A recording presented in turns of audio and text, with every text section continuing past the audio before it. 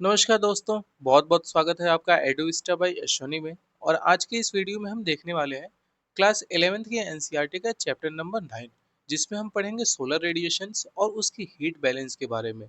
ये भी देखेंगे कि क्यों अर्थ पे कहीं टेम्परेचर ज़्यादा होता है और कहीं कम होता है। ठीक है, तो इन्हीं सब चीज़ों को हम इस चैप्टर में देखने वाले हैं। देखो, कह रहे हैं ना, this chapter deals with solar radiations. ठीक है, फिर वेरिएबिलिटी देखेंगे इंसुलेशंस की कि अर्थ के सरफेस पे हीटिंग और कूलिंग एटमॉस्फेयर कहाँ कहाँ क्या क्या होता है।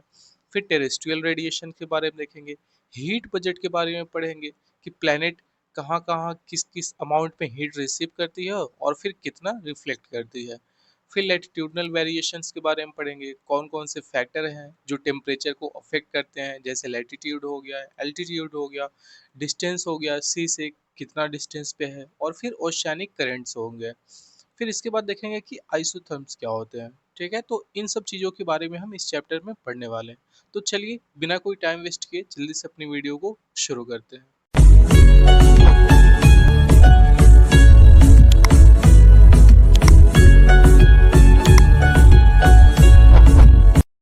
अब देखो, सबसे पहले समझ लेते हैं कि इंसुलेशन क्या होता है। ठीक है, इसको सिंपल लैंग्वेज में अगर मैं आपको बताऊं, तो जो सन की रेज अर्थ के सरफेस पे पड़ती है ना, उसी को हम क्या बोलते हैं, इंसुलेशन बोलते हैं। ठीक है, और ये एनर्जी शॉर्ट वेवलेंथ के फॉर्म में आती है। ठीक है, इसको, जो इनकमिंग सोलर रेडिएशन है, इसी को हम क्या बोलते हैं, इंसुलेशन बोलते हैं। ठीक है, इतना समझ में आ गया।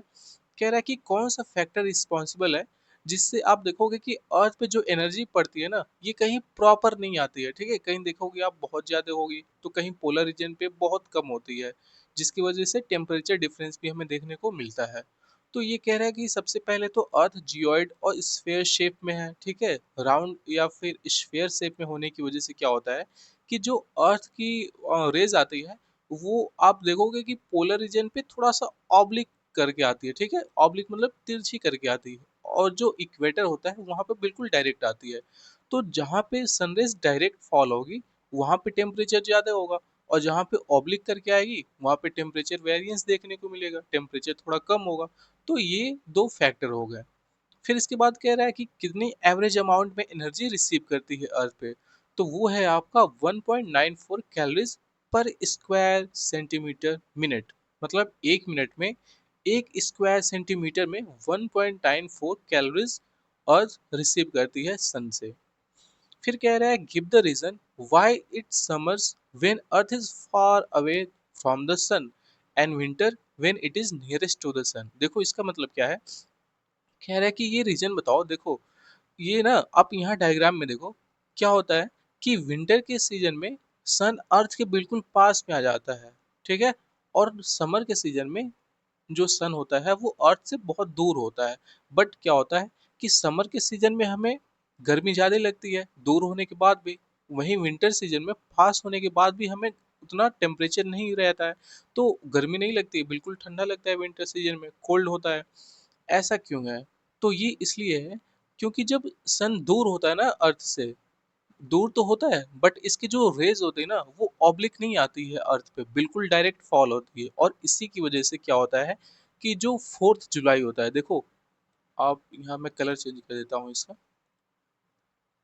तो आप डेट याद रखोगे। यहाँ कह रहा है कि देखो, 3 जनवरी को क्या होता है, सन अर्थ के बिल्कुल पास में होता है। ठीक है, और ये 147.1 मिलियन किलोमीटर होता है। ठीक है, इतना पास में आ जाता है।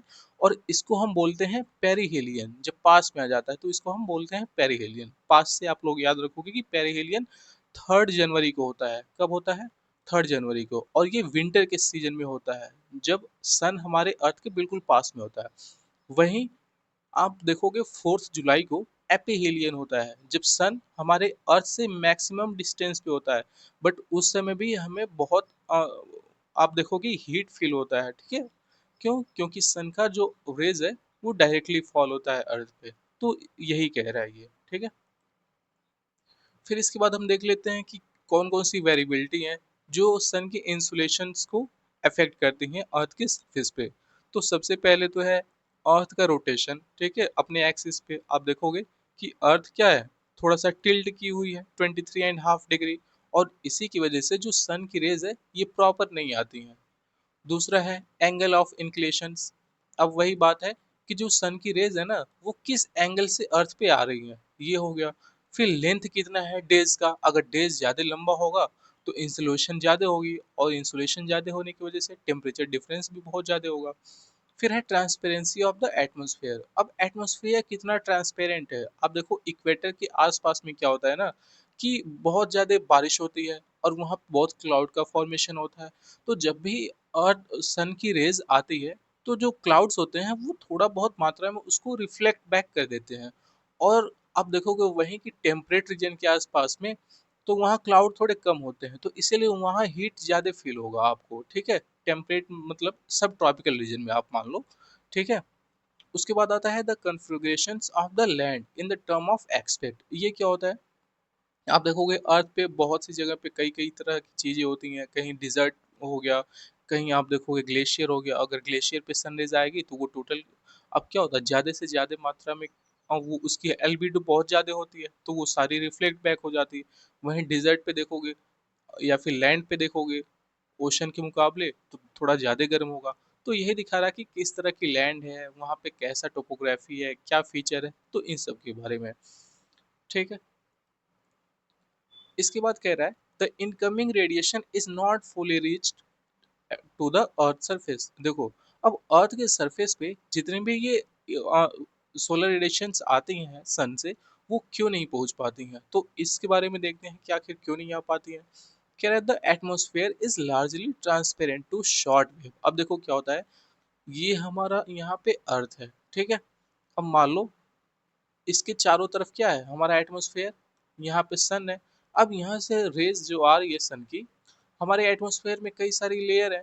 और देखो जब ये सनरेज आती है ना तो ये शॉर्ट वेव के फॉर्म में आती है, तो ये ट्रांसपेरेंट बिहेव करता है हमारा एटमॉस्फेयर, बिल्कुल इसको आने देता है सन की रेज।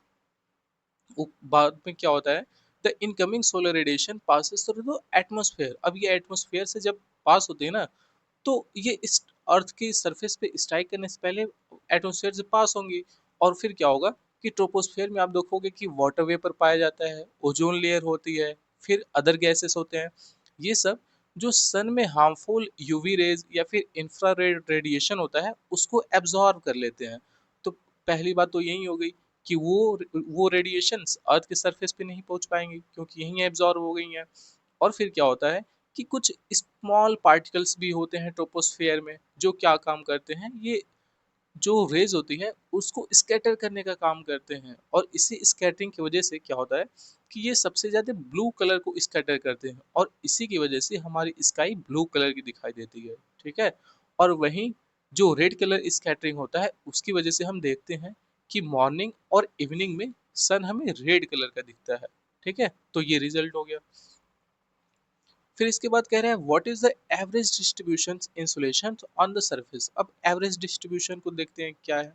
कह रहा है ये 320 वॉट पर मीटर इन ट्रॉपिक्स और 70 वॉट पर मीटर इन पोल्स रीजन में। पोल्स रीजन में आप देखोगे कि 70 वॉट पर मिनट में ये क्या होता है, इंसुलेशन फील होगा। और 320 वॉट पर मीटर आप ट्रॉपिक में फील करते हो इसको।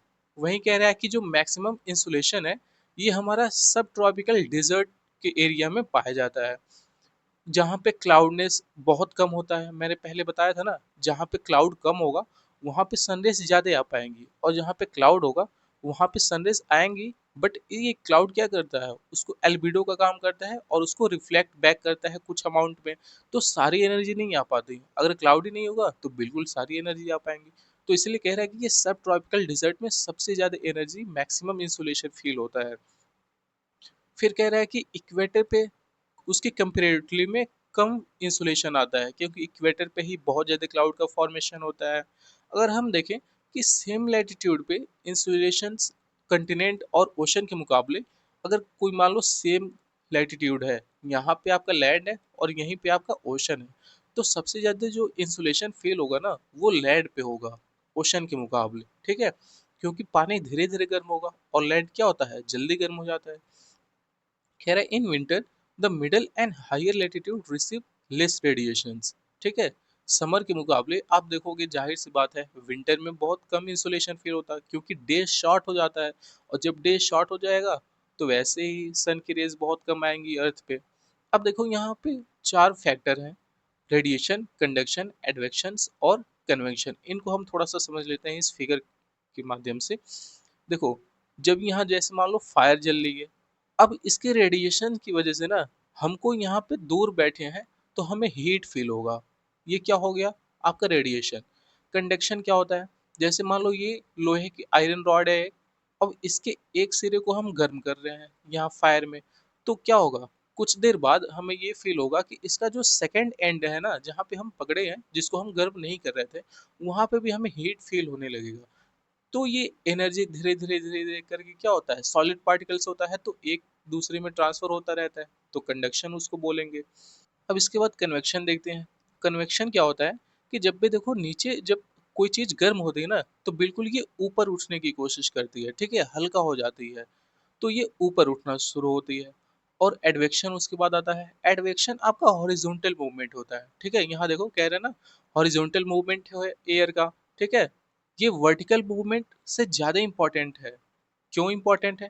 क्योंकि कह रहा है कि मिडिल लैटिट्यूड में बहुत से, आप देखोगे डे और नाइट में जो भी वेरिएशन होता है या फिर हमें डेली वेदर जो चेंजेस देखने को मिलते हैं, वो एडवेक्शन की वजह से ज्यादा देखने को मिलते हैं, ठीक है।